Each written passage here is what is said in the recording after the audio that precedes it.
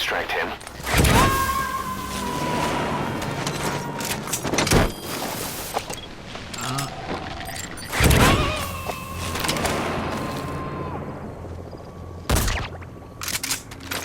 Subject on board. Leave the rest to us.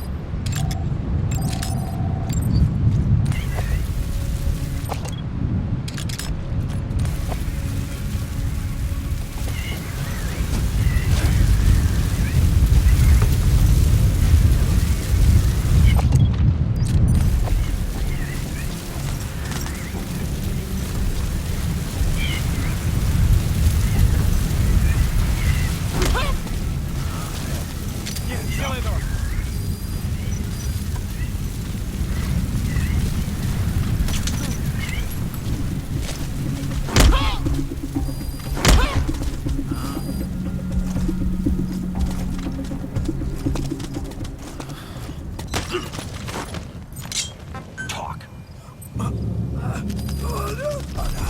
Spit it out. Where are the others?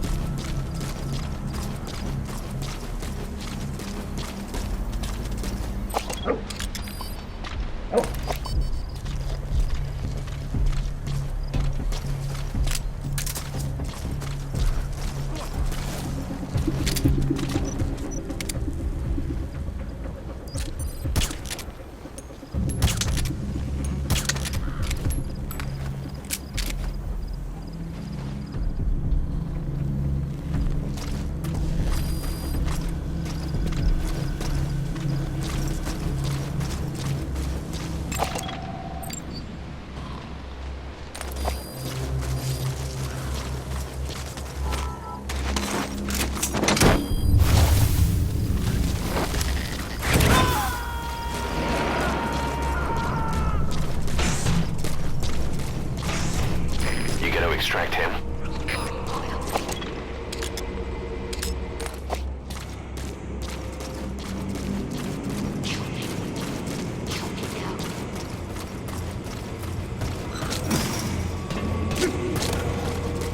I may no longer be able to bear children, but I still have a family.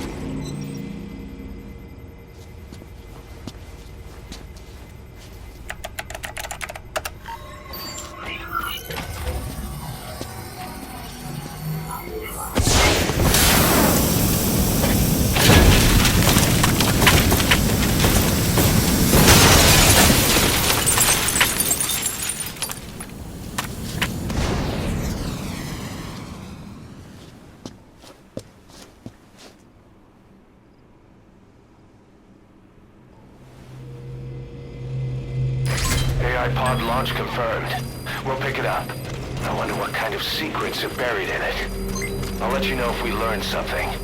Got a report from the intel team. Remember how the man on fire was crushed by Sahelanthropus? Well, the Soviets recovered his body. Could he really be dead? Boss, head for Yaha Ogu's supply outpost and secure the man on fire's body.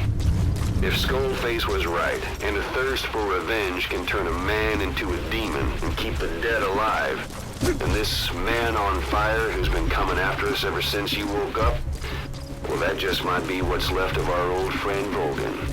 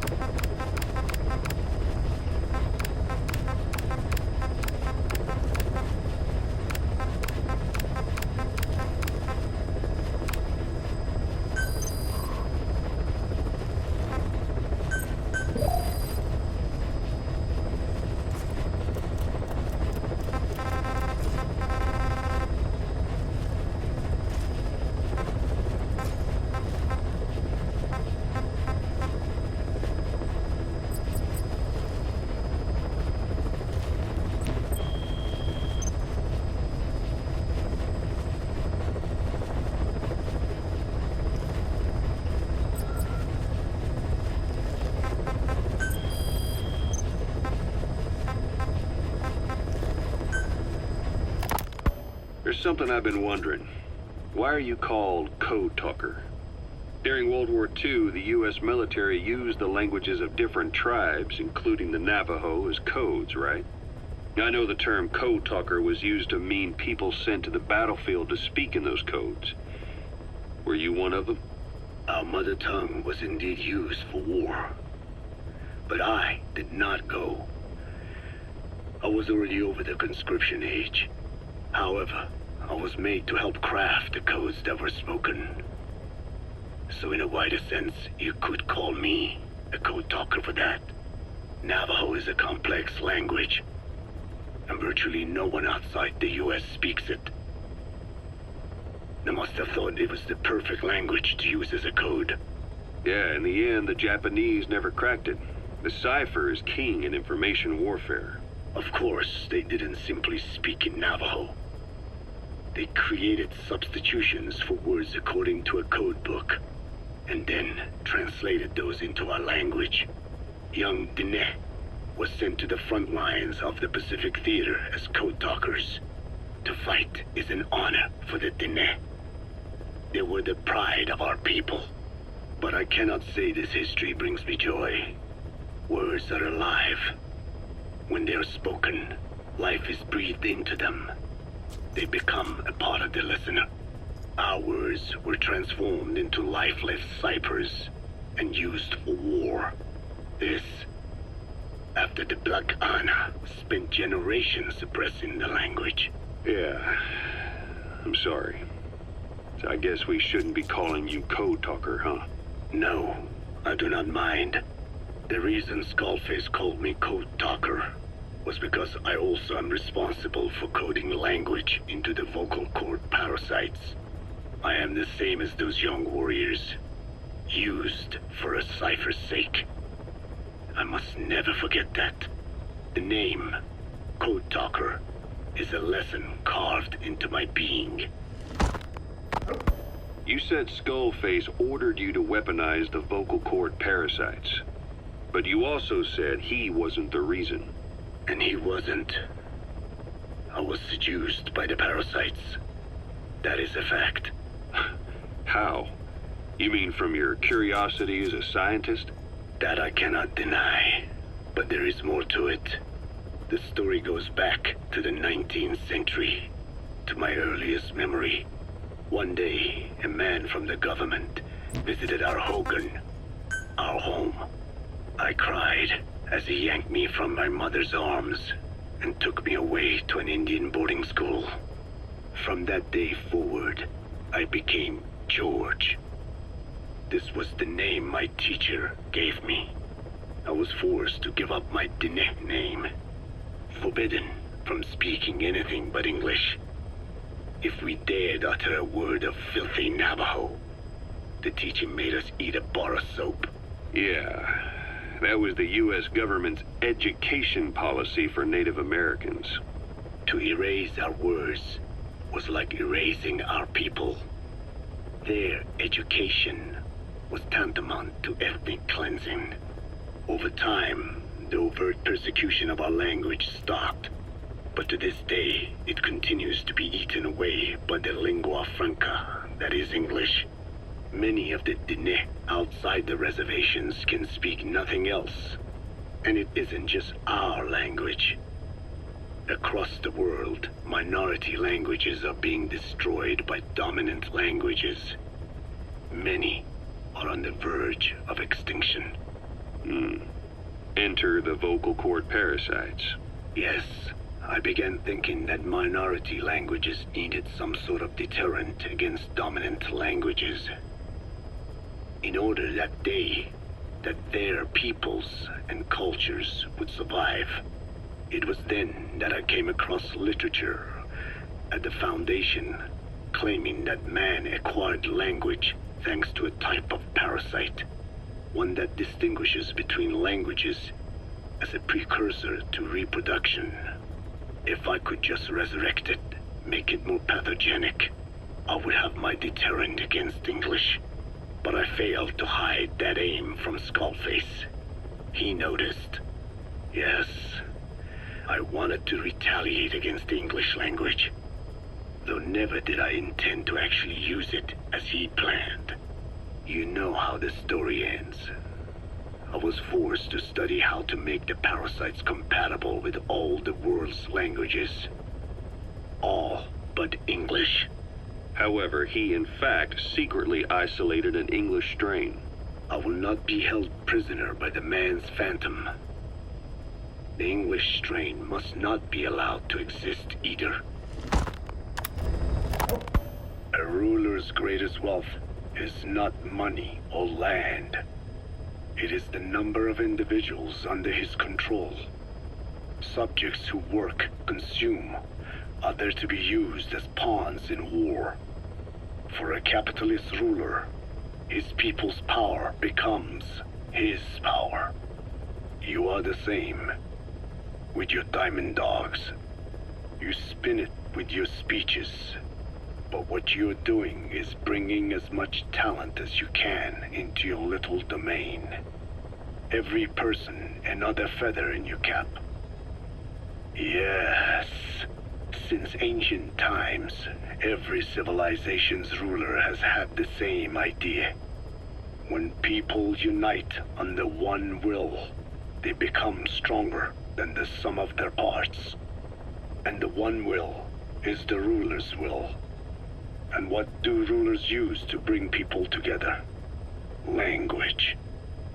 In the Old Testament, it is written that only one language was spoken in Eden.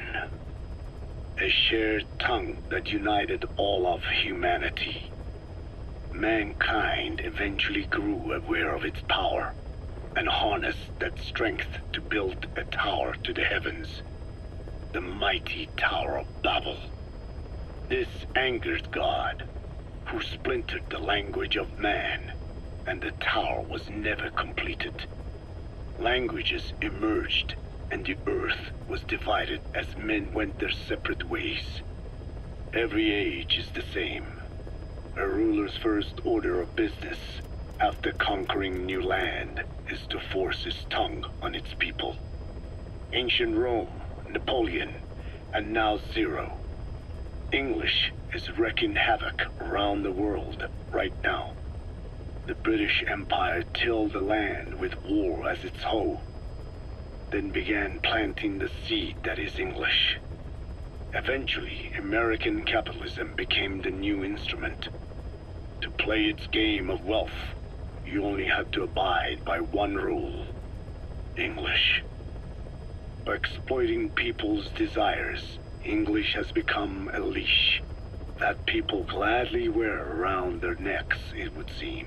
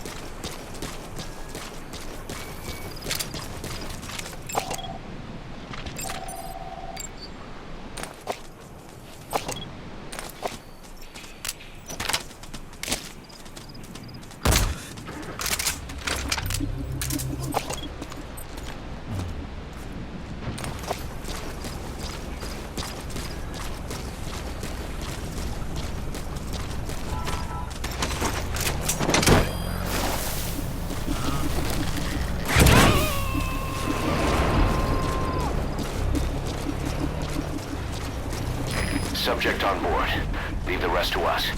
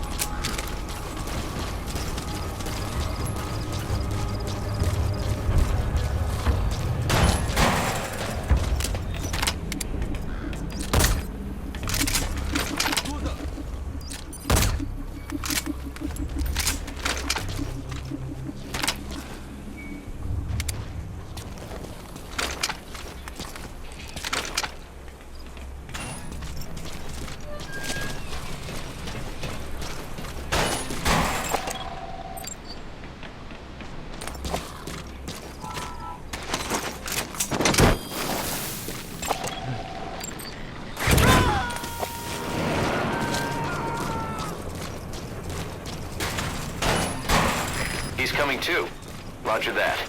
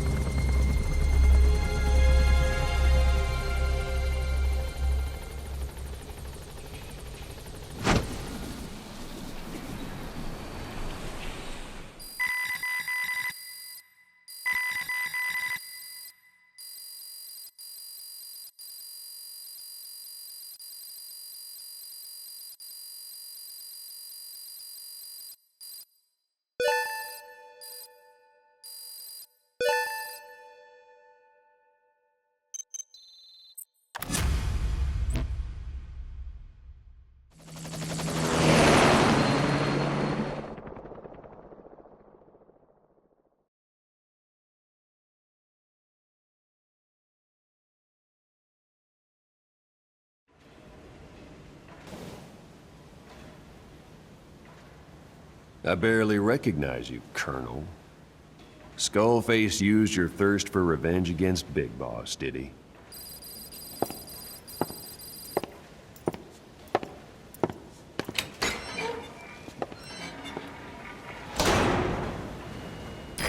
Boss, I've updated the mission list. We've received some new job offers. The details are on your iDroid.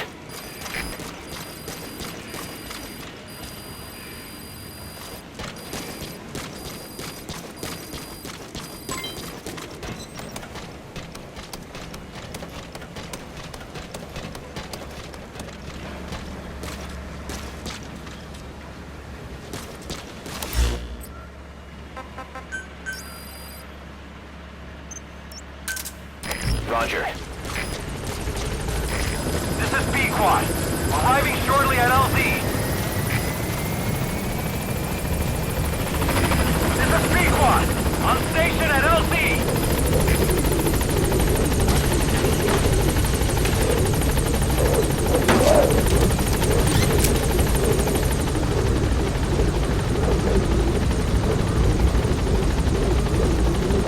Gaining altitude.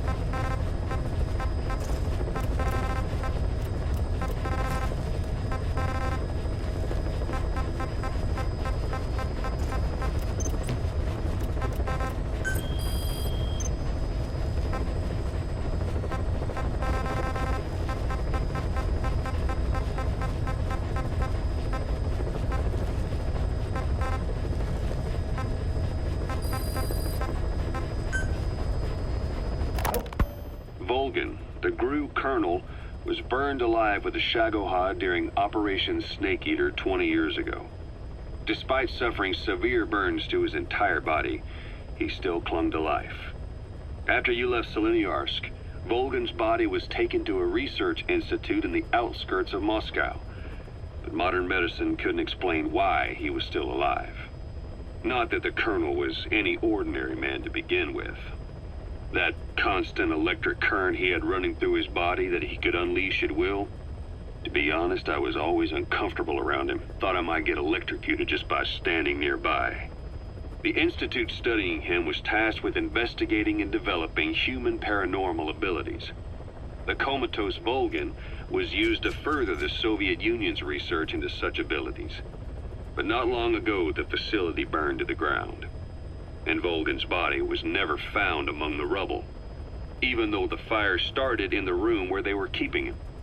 This occurred at around the same time you woke up. If Skullface was right, and a thirst for revenge can turn a man into a demon and keep the dead alive, then this man on fire who's been coming after us ever since you woke up, well, that just might be what's left of our old friend Volgin. It's not over yet. Back in '64, in Seleniuarsk, you brought his plans for a utopia down in flames. That grudge is what's keeping him alive. The day the research facility holding Volgin burned down, a Soviet jumbo passenger jet happened to crash nearby, far away to the north of that hospital in Cyprus. On board the plane was a young boy who was being studied at the same facility. The plane fell to Earth from over 8,000 feet, but the boy's body was the only one not recovered. At almost exactly the same time as the crash, Volgin awoke in that facility. According to the Research Institute's documents, the gifts this boy demonstrated included psychokinesis and telepathy. To protect his mind from being inundated with other people's thoughts, he always wore a kind of gas mask. A rudimentary form of psychic insulation, apparently. We don't know where this boy is, but if Skullface is connected to him, we may cross paths with him yet. This boy is part of a new age, where nothing we understand about the world makes sense anymore. Don't let your guard down. So what were they doing at Nzoya Badia, Baloo? That facility with all the people laid out in rows? The abandoned factory Shabani was held in. It is precisely as you guessed. Black Anna was coding languages into the vocal cord parasites. They infected the subjects with the parasites, then made an incision in the throat to expose the vocal cords. That allowed them to play recordings of a desired language directly to the parasites. And the parasites learn the languages that way. That's some teaching method. I just don't get how a bunch of bugs had the brain power for it. They don't. Do not judge them by human standards. They do not learn as a function of intellect. Then how do they do it? What language the parasites react to is coded into their genes. You could expose the Japanese strain to English for years, and it would never learn the language and react to it. The pronunciation, rhythm, and structure are different. But what about, say, Spanish and Portuguese? Linguistically, the two are very close. Yeah, they're both Ibero-Romance languages. Even so, a Spanish language mating pair exposed to Portuguese will not copulate. Only when they hear Spanish. Only then. And the majority of their offspring will be the same. So it's a literal case of a mother tongue. But if that's so, I don't see how the different strains can be created in the first place. Well, among the many thousands of offspring, there may be just a few that react to Portuguese. You're talking about mutations. Correct. Playing the tapes helps to identify the mutant strains. Those specimens are then isolated and bred with one another. From their children, specimens that react more strongly to Portuguese can again be selected and bred. Repeating this process creates a strain that reacts solely to Portuguese and never to Spanish. Mutation and selection. No different to breeding roses. So you kept increasing the change over the generations, adapting them to languages from all over the world. Must have taken a hell of a lot of patience. More like patience. Just how many died for this? There's something I still don't get. In order to tell which larvae will react to Portuguese, you'd have to let them develop and then see which copulate.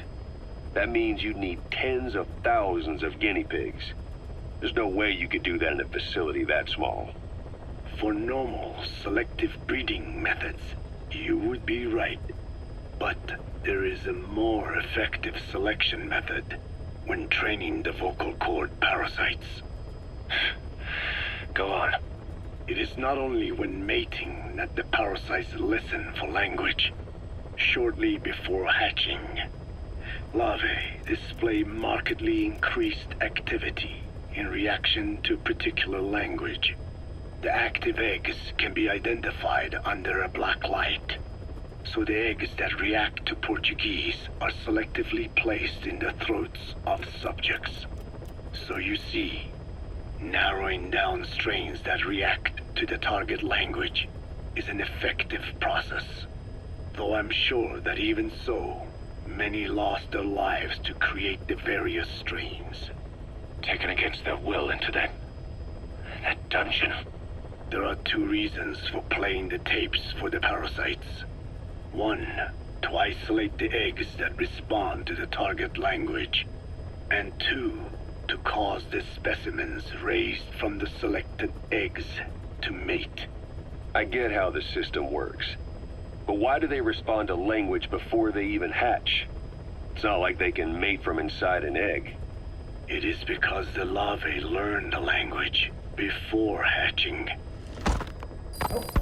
You mentioned that what language the parasites respond to is hard-coded into their genes, and that they don't have the brain power to actually learn a language.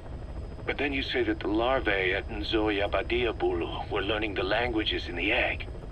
Your story doesn't add up. Your country is home to a unique songbird. The Japanese bush warbler. Sure, what of it?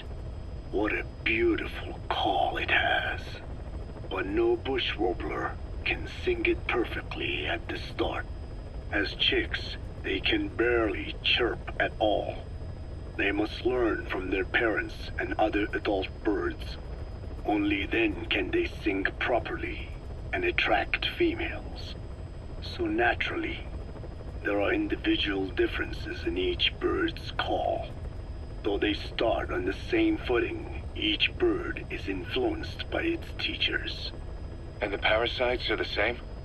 Like the birds, the parasites have a genetic predisposition towards a particular language. But while in the egg, the larvae's ears are tweaked by listening to the voice of the host. This tweaking ensures that the grown parasites will react better to the host's speech pattern. Why would they have an ability like that? Well, there are distinct regional differences within even the same language. Rare is the language that has no unique dialects. Yes, learning the host's speech pattern before hatching attunes the larvae to whatever twist of pronunciation it will encounter. This adaptive ability is what makes them so formidable. I see. So a language requires selective breeding, but the parasites can learn dialects by themselves. Of course, having the egg-stage larvae listen to the tapes in the factory was not meant to teach them. It was more important to use that trait of theirs to identify the mutated strains. As I mentioned earlier, Is that really accurate enough to use as a weapon? You could wipe out a neighboring ethnic group by accident if their pronunciation is too close. what you say is true. In that sense, they are imperfect as ethnic cleansers. But for his purposes, they are good enough. His objective was not to exterminate any one ethnic group, but to render the world's lingua franca, English, inert